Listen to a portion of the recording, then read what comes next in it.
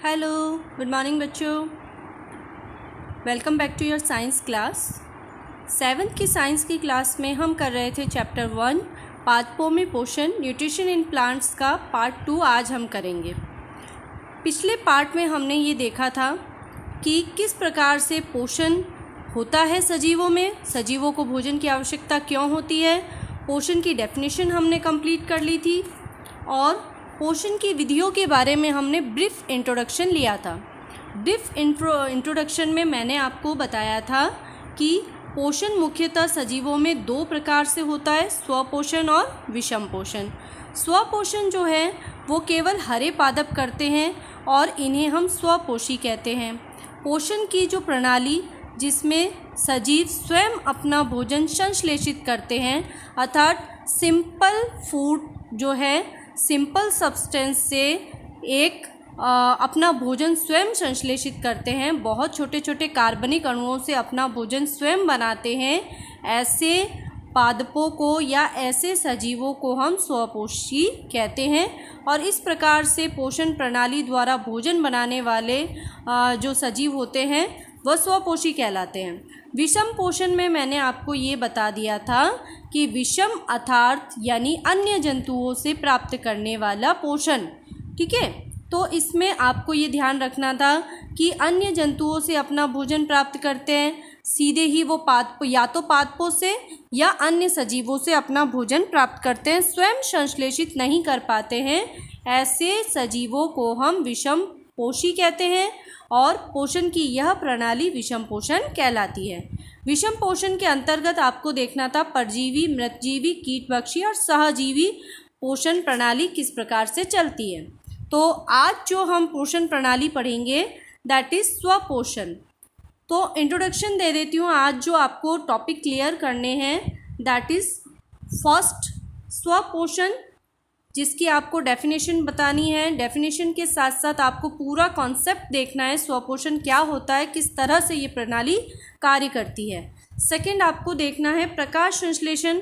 बहुत बड़ा ये प्रक्रम है और बहुत डिटेल में आपको स्टडी करनी है। मेन पॉइंट्स मैं आपको बताती चलूँगी कि एग्ज़ाम पॉइंट ऑफ व्यू से किस टाइप के क्वेश्चंस आपके बन सकते हैं और किस तरह से आपको इस टॉपिक को क्लियर करना है। नेक्स्ट, पादपों द्वारा कार्बन डाइऑक्साइड और ऑक्सीजन का आदान प्रदान किस तरह से होता है वह भी हम इस टॉपिक में क्लियर करेंगे। नेक्स्ट, पादपों की जड़ों द्वारा जल व खनिज लवण का परिवहन किस तरह से होता है वो भी हम आज की वीडियो में क्लियर करेंगे। Next, let's begin the class. First topic लेते हैं हम स्वपोषण। स्वपोषण किसे कहते हैं? तो आप जैसा नाम से इसे याद रखें, स्व और पोषण दो वर्ड से मिलकर ये बना है। स्व का अर्थ होता है अपने आप, पोषण का अर्थ होता है न्यूट्रिशन को लेना, ठीक है, पोषक तत्वों को ग्रहण करना। अपने आप पोषक तत्वों को किस प्रकार से ग्रहण करेगा वह विधि जो है वो स्वपोषण कहलाएगी।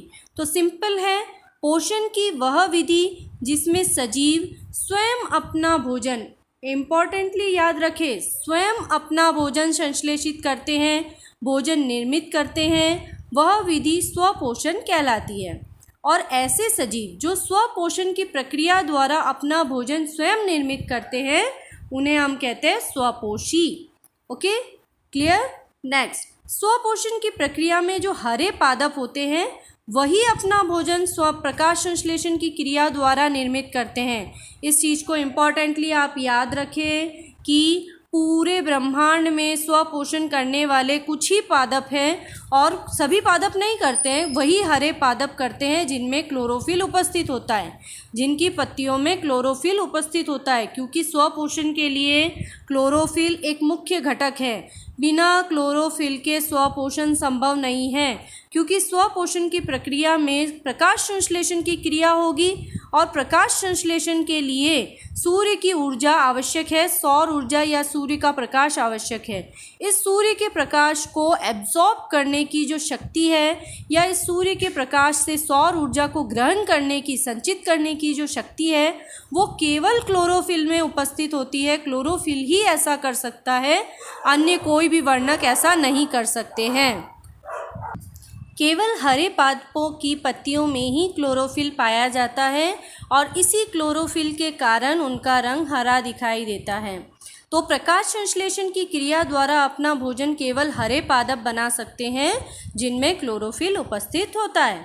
ओके, तो स्वपोषण की प्रक्रिया में हरे पादप अपना भोजन प्रकाश संश्लेषण की क्रिया द्वारा निर्मित करते हैं। हरे पादपों के अतिरिक्त कुछ नील हरित शैवाल आप जानते होंगे, आपने मटकी के आसपास कुछ काई देखी होगी। ये जो चित्र में दिखाया गया है, आप देखें इसको, इन चित्र में ये जो नील हरित शैवाल है वो इस प्रकार से दिखाई देते हैं। तो ये नील हरित शैवाल जिनमें क्लोरोफिल उपस्थित होता है, इसके अलावा जो साइनोबैक्टीरिया होते हैं वह भी ये क्लोरोफिल रखते हैं या इनमें क्लोरोफिल उपस्थित होता है, इसीलिए ये भी प्रकाश संश्लेषण की क्रिया करते हैं, अतः ये भी स्वपोषी होते हैं। ओके, कुछ पादप जिनकी पत्तियों में क्लोरोफिल नहीं होता है वह अपना भोजन स्वयं नहीं बना सकते हैं। तो आप ये नहीं कह सकते कि सभी पादप स्वपोषी होते हैं या सभी पादप स्वपोषी नहीं होते हैं। तो देखिए, जो हरे पादप होते हैं या जिनमें क्लोरोफिल उपस्थित होता है वे ही स्वपोषी होते हैं, जिनमें क्लोरोफिल नहीं होता है वे स्वपोषी नहीं होते हैं, प्रकाश संश्लेषण की क्रिया वो नहीं कर पाते हैं। All clear? चलिए नेक्स्ट टॉपिक आपका ये चलता है। अब जब हम बार बार ये कह रहे हैं कि हरे पादपों में प्रकाश संश्लेषण की क्रिया होती है, तो प्रकाश संश्लेषण की ये क्रिया है क्या, उसको हम डिटेल में स्टडी कर लेते हैं। तो प्रकाश संश्लेषण नाम से आपको ये ज्ञात हो रहा है कि प्रकाश की सहायता से भोजन का निर्माण करना, प्रकाश की सहायता से ही भोजन का संश्लेषण करना। अब ये प्रकाश संश्लेषण वर्ड से आपको ये मीनिंग निकालना है कि इस प्रकाश अर्थात सूर्य का प्रकाश, हर प्रकार का प्रकाश नहीं, ऐसा नहीं कि आप अपने घर में जो ट्यूबलाइट इस्तेमाल करते हैं या जो बल्ब आप इस्तेमाल करते हैं उसकी लाइट से ये क्रिया हो सकती है, नेवर। ओके, तो ये चीज़ आपको ध्यान रखनी है। यहाँ प्रकाश का अर्थ हो गया सूर्य का प्रकाश, तो याद रखें सूर्य के प्रकाश की उपस्थिति में संश्लेषण। अब संश्लेषण वर्ड बहुत बड़ा वर्ड है, इस चीज़ को आप अच्छे से समझना। संश्लेषण का अर्थ होता है पकाना, अगर हम साधारण भाषा में बोले तो पकाना। जिस तरह से आपकी मदर एक भोजन बनाने के लिए क्या करती है, सब्जियां डालती है, तेल डालती है, मसाले डालती है, पानी डालती है, उसके बाद बहुत मेहनत के बाद एक भोजन तैयार होता है, एक व्यंजन तैयार होता है। तो उसी तरह से संश्लेषण वर्ड का मीनिंग भी यहाँ पर पकाना है। अर्थात अब पेड़ पौधे कैसे पकाएंगे, सूर्य की उपस्थिति में ये क्या करते हैं, कुछ कच्ची सामग्रियों का उपयोग करते हैं और उन कच्ची सामग्रियों को उपयोग में लेकर भोजन का निर्माण करते हैं, तो इसे हम प्रकाश संश्लेषण कहते हैं। अब आप चीज़ याद रखें, जब मैं बात कर रही हूँ कच्ची सामग्री, तो ये कच्ची सामग्रियाँ कौन कौन सी होती है, तो ध्यान दीजिए। कच्ची सामग्री में यहाँ आएगा सनलाइट यानी सूर्य का प्रकाश, क्लोरोफिल यानी कि पर्णहरित, कार्बन डाइऑक्साइड और वाटर, ओके, जल। तो ये जो चीज़ें हैं, ये जो चार चीज़ें मैं आपको बता रही हूँ, ये प्रकाश संश्लेषण की क्रिया के लिए कच्ची सामग्री के रूप में कार्य करती है। तो पादपों में स्वपोषण प्रकाश संश्लेषण की क्रिया द्वारा होता है। Get it? नेक्स्ट, प्रकाश संश्लेषण हेतु हरे पादप कच्ची सामग्री के रूप में सूर्य का प्रकाश, कार्बन डाइऑक्साइड, जल व खनिज लवण का उपयोग करते हैं। अब ये कच्ची सामग्रियाँ प्राप्त कहाँ से करते हैं, तो ये भी जानने वाली बात है कि सूर्य की ऊर्जा से हमें सारा भोजन प्राप्त होता है। देखा जाए तो सूर्य जो है वो सभी जीवों के लिए ऊर्जा का एक चरम स्रोत है, क्योंकि सूर्य की ऊर्जा के बिना कोई भी प्रकाश संश्लेषण की क्रिया कंप्लीट नहीं हो सकती, स्टार्ट नहीं हो सकती है।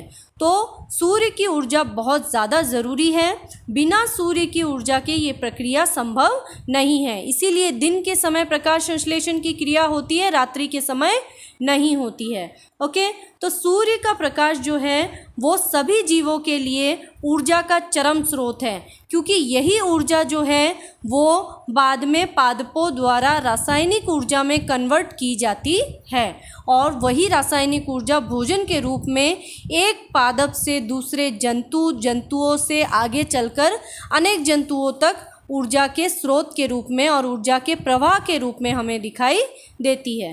क्लियर? चलिए, तो हम वापस से एक बार इसको बता देते हैं कि सूर्य के प्रकाश से ही प्रकाश संश्लेषण की क्रिया होती है प्रारंभ। तो चलिए ये प्रकाश संश्लेषण की क्रिया किस प्रकार से होती है उसको अच्छे से समझते हैं। तो देखिए, हरे पौधों की पत्तियां क्या कहलाती है? ये तो आपने पिछली क्लासेस में भी पढ़ा है कि हरे पौधों की पत्तियां खाद्य फैक्ट्रिया या किचन कहलाती है, क्योंकि यहीं पर भोजन का निर्माण होता है।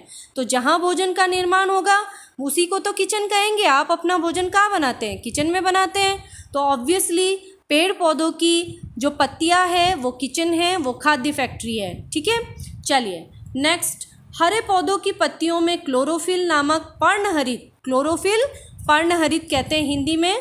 तो क्लोरोफिल यानी पर्णहरित नामक एक वर्णक पाया जाता है। ये जो आपको दिखाई दे रहा है, आप इसे ध्यान से देखिए। ये जो पत्ती है, इस पत्ती की कोशिकाएं जो होती है उनके अंदर इस प्रकार का क्लोरोफिल नामक एक हरा वर्णक पाया जाता है, जिसके कारण ही पत्तियों का रंग हरा दिखाई देता है। ठीक है, अब क्लोरोफिल का कार्य क्या है? क्लोरोफिल का कार्य है सूर्य के प्रकाश यानी सौर ऊर्जा का संग्रहण करना। ये सनलाइट को एब्जॉर्ब करती है और इस सनलाइट के द्वारा क्या करती है? क्लोरोफिल जो है वो एक्टिव हो जाती है और एक्टिव होकर वो क्या करती है? सौर ऊर्जा को रासायनिक ऊर्जा में कन्वर्ट करने का काम करती है।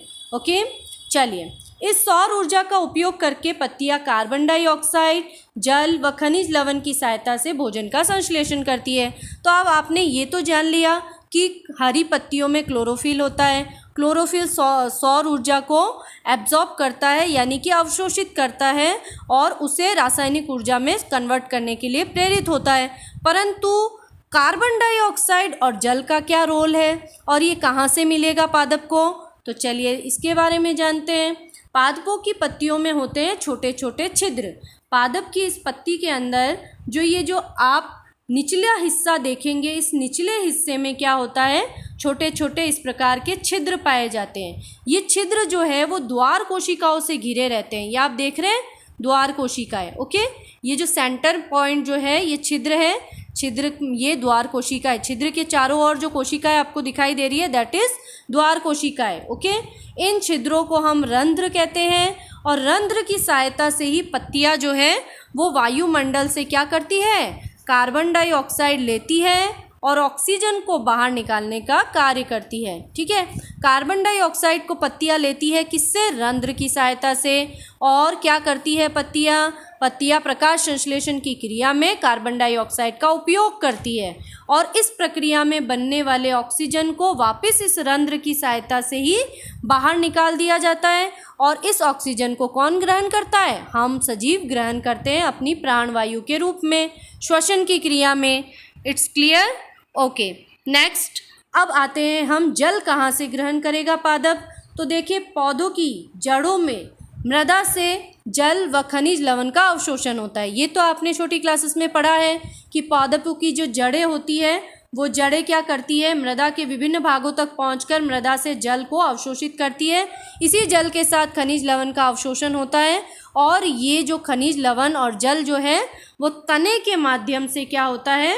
ऊपर की ओर पत्तियों में पहुंचता है। जड़ व तने में क्या होता है ऐसा कि ये सारा जल जो है वो ऊपर की तरफ चढ़ता है। तो देखिए, इनके अंदर नली के समान वाहिकाएं पाई जाती है, पाइप्स पाए जाते हैं। जैसे हमारे शरीर के अंदर रक्त के परिसंचरण के लिए बहुत सारे नलिकाएं पाई जाती है, उसी तरह से पेड़ पौधों के अंदर भी, पत्तियों के अंदर भी क्या पाया जाता है? वाहिकाओं का जाल पाया जाता है, नलिकाओं का जाल पाया जाता है। ये सारी नलिकाएं जो होती है वो क्या करती है? ये नलिकाएं जो है वो जल को मृदा से जड़ों द्वारा ग्रहण करके पत्तियों तक तने के माध्यम से पहुंचाती है। जड़ से लेकर तने और पत्तियों तक ये एक पूरा कंटिन्यूअस जाल बनाती है, जैसा कि हमारे शरीर के अंदर होता है। हमारे शरीर में भी इसी तरह से रक्त को ले जाने के लिए नलिकाएं होती है। तो आप ये ध्यान रखना है आपको कि हमारे शरीर में जिस प्रकार की नलिकाएं हैं, पादपों के शरीर में भी उसी प्रकार की नलिकाएं हैं। एक मोटर द्वारा जल को जिस तरह से पंप करके ऊपर की ओर खींचा जाता है, वैसी प्रक्रिया यहाँ पर भी होती है। जल जो है वो जड़ों द्वारा पूरे पत्तियों तक पहुँचाया जाता है। ये प्रक्रिया वैसी ही है जैसे आप स्ट्रॉ से पानी को ऊपर की ओर खींचते हो, जूस पीते हो, वैसा ही ये प्रक्रिया होती है। ठीक है, तो देखिए, जड़ों से, मिट्टी से तो क्या मिला, जल मिला, खनिज लवण मिला। और इसी के साथ साथ आपको पता है कि वायुमंडल से कार्बन डाइऑक्साइड मिला। पत्तियों के अंदर क्लोरोफिल उपस्थित है, उस क्लोरोफिल ने सूर्य का प्रकाश लिया, ठीक है ना। तो इस प्रक्रिया द्वारा क्या हुआ, आप ध्यान दें, वायुमंडल से कार्बन डाइऑक्साइड लिया, ओके, सूर्य से सौर ऊर्जा ले ली, मृदा से क्या ले लिया, जल ले लिया, और इस प्रकार से पत्तियों के अंदर क्या बनाना शुरू हुआ, भोजन का निर्माण बनना शुरू हुआ, ठीक है। तो भोजन जो है वो किस रूप में बना, कार्बोहाइड्रेट के रूप में। जो भोजन बनेगा वो कार्बोहाइड्रेट के रूप में बनेगा। कार्बोहाइड्रेट के बारे में आप जानते हैं, ग्लूकोज, ओके, ये वर्ड आपने सुना है। तो कार्बोहाइड्रेट ग्लूकोज की फॉर्म में क्या बन रहा है, भोजन बन रहा है, और साथ ही साथ क्या बन रही है, ऑक्सीजन बन रही है। और इस प्रकार से ये बनने वाली जो ऑक्सीजन है वो तो बाहर निकाल दी जाती है पत्तियों द्वारा ही, रंध्रों की सहायता से, और कार्बोहाइड्रेट जो होता है वो पत्तियों द्वारा ही संचित कर लिया जाता है भोजन के रूप में, ठीक है। तो इस प्रकार हरे पादप द्वारा सूर्य के प्रकाश की उपस्थिति में क्लोरोफिल की सहायता से कार्बन डाइऑक्साइड, जल व खनिज लवण ग्रहण करके भोजन यानी कि कार्बोहाइड्रेट का संश्लेषण करने की प्रक्रिया प्रकाश संश्लेषण कहलाती है। इस प्रक्रिया में ऑक्सीजन निर्मुक्त होती है, जो प्राणियों द्वारा श्वसन के प्रक्रम में ग्रहण कर ली जाती है। हम लोग क्या करते हैं, ऑक्सीजन को ग्रहण करते हैं, जिसकी वजह से हम जीवित रहते हैं। इस प्रक्रम में भोजन जो है वो कार्बोहाइड्रेट की फॉर्म में बनता है। इम्पॉर्टेंट, मोस्ट इम्पॉर्टेंट, भोजन बनता तो कार्बोहाइड्रेट की फॉर्म में है और उसका उपयोग भी कर लिया जाता है, लेकिन जो एक्स्ट्रा फूड बनता है, जो एक्स्ट्रा भोजन बनता है, वो पत्तियों में मंड या स्टार्च के रूप में जमा हो जाता है, संचित हो जाता है। तो स्टोर्ड फूड जो है प्लांट का वो क्या होता है, मंड या स्टार्च के रूप में होता है, ठीक है। तो ये आप याद रखेंगे। कभी कभी ये जो स्टार्च या मंड जो है वो पत्तियों में इकट्ठा ना होकर कभी कभी जड़ों और तनों में भी संचित हो जाता है, इसीलिए हम जड़ या तने वाले भाग को भी पादप के खा सकते हैं। जैसे हो गया मूली, गाजर, इन सब में भोजन स्टोर होता है, इसे हम खाते हैं। इसी तरह से पत्तियों के रूप में हम पालक, कॉलीफ्लावर जो होता है उसको खाते हैं, और इसी तरह से जो फूल के रूप में या फल के रूप में जो भोजन स्टोर होता है प्लांट के अंदर वो हम खाते हैं। ये सभी जो है वो मंड या स्टार्च के फॉर्म में जमा होते हैं, ओके। पत्तियों में अगर स्टार्च उपस्थित है, अगर हम कोई टेस्ट करते हैं पत्तियों का और उसके अंदर स्टार्च प्रेजेंट है, तो हम ये बता सकते हैं कि प्रकाश संश्लेषण का प्रक्रम संपन्न हो चुका है। आगे आने वाली वीडियोस में आप ये देखेंगे कि एक्टिविटी के थ्रू आपको ये समझना पड़ेगा कि प्रकाश संश्लेषण की जो क्रिया है वो होती है या नहीं होती है, उसके लिए क्या क्या आवश्यक है। उसके लिए हम एक स्टार्च टेस्ट करेंगे। वो स्टार्च टेस्ट हमें ये बताएगा कि पत्तियों में अगर स्टार्च है तो इसका अर्थ ये हुआ प्रकाश संश्लेषण की क्रिया हुई, कार्बोहाइड्रेट बना और वो स्टार्च की फॉर्म में स्टोर हो गया, इसीलिए वहाँ पर प्रकाश संश्लेषण की क्रिया कंप्लीट हुई, ठीक है। तो कुल मिलाकर अगर देखा जाए, अगर हमें ये ज्ञात करना हो कि किसी प्लांट में प्रकाश संश्लेषण की प्रक्रिया हुई या नहीं हुई, तो उसके लिए हमें पत्तियों का स्टार्च टेस्ट करना पड़ेगा। इस स्टार्च टेस्ट को हम आने वाली वीडियोज़ में देखेंगे कि ये किस प्रकार से किया जाता है, ओके। चलिए वापस से हम आ जाते हैं। प्रकाश संश्लेषण की प्रक्रिया पृथ्वी पर एक अद्वितीय प्रक्रम है, अर्थात इसके समान कोई दूसरा प्रक्रम नहीं है। अगर हमें भोजन के लिए हम भोजन चाहिए, अगर हम कहीं से भोजन प्राप्त कर सकते हैं तो वो है अल्टीमेट सोर्स जो है वो पादप है, और पादपों को भोजन कहाँ से मिलेगा, प्रकाश संश्लेषण से मिलेगा। तो कुल मिलाकर देखा जाए तो प्रकाश संश्लेषण के द्वारा ही पृथ्वी पर जीवन का अस्तित्व बना हुआ है, ठीक है। तो जिसमें सौर ऊर्जा पत्तियों द्वारा रासायनिक ऊर्जा में संचित की जाती है, ओके, ये मैं आपको पहले ही बता चुकी हूँ। तो अगर आपको प्रकाश संश्लेषण की प्रक्रिया को समीकरण द्वारा व्यक्त करनी हो तो आप उसे इस तरह से व्यक्त करेंगे, और ये इम्पॉर्टेंट है, समीकरण द्वारा आपको पूछा जाता है। कार्बन डाइऑक्साइड प्लस जल give in presence of sunlight and chlorophyll give just carbohydrate plus oxygen, okay. तो ये प्रक्रिया जो है आप समीकरण द्वारा व्यक्त करेंगे अगर आपको कहा जाता है तो। चलिए नेक्स्ट, सामान्यतः पादप की पत्तियों में प्रकाश संश्लेषण की क्रिया होती है, परंतु पादप के कुछ हरे भाग जैसे कि हरे तने जो हैं वो बाहरी शाखाओं में भी प्रकाश संश्लेषण की क्रिया करते हैं, ओके। अगर आप ये कह रहे हैं कि जो पत्तियां हैं वो ही प्रकाश संश्लेषण की क्रिया करती है, पादप का कोई अन्य भाग नहीं करता है, तो ऐसा नहीं है। पादप के कुछ अन्य भाग जिनमें क्लोरोफिल उपस्थित है, जो हरे हैं, वो भी प्रकाश संश्लेषण की क्रिया कर सकते हैं और भोजन का निर्माण कर सकते हैं। ओके, चलिए अब आपके दिमाग में ये आता होगा कि कुछ पत्तियां जो है वो या तो कुछ प्लांट्स में गायब हो जाती है या कांटों में बदल जाती है, तब उनमें प्रकाश संश्लेषण की क्रिया किस प्रकार होती है।